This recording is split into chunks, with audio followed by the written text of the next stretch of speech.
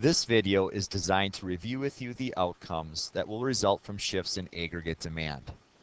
Remember, aggregate demand is comprised of four components: consumption, investment, government, and net exports.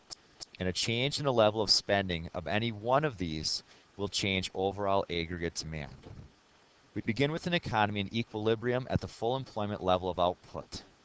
Recall that if the question required us to draw a long-run aggregate supply line, we would put it exactly through our current equilibrium at full employment. Let's suppose a booming stock market has led consumers to increase their spending, resulting in an increase in aggregate demand. Graphically, we would shift the aggregate demand line to the right. And note that both the equilibrium price level and the equilibrium output level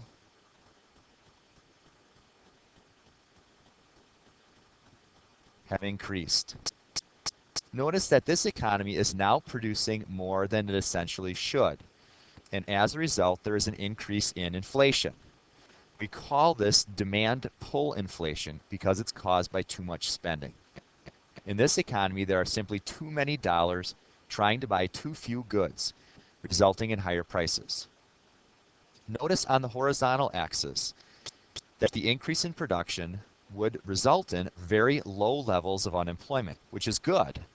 But because of the inflation on the vertical axis, this overall would not be a desirable outcome for the economy.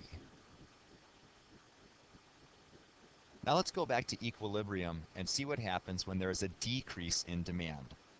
Suppose that the government cuts its spending in order to balance its budget, resulting in a decrease in aggregate demand. The aggregate demand line would shift left.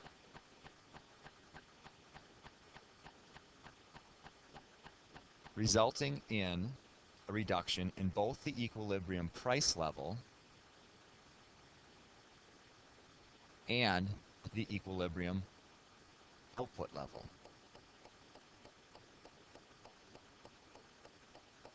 This represents a recession.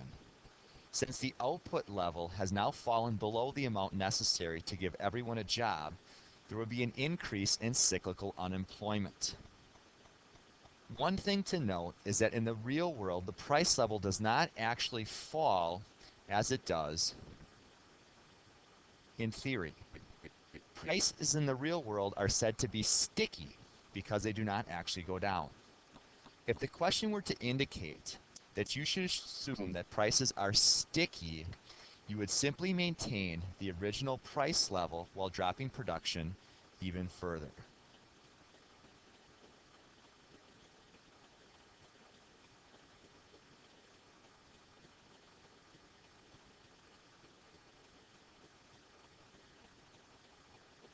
However, almost all test questions assume that prices are flexible.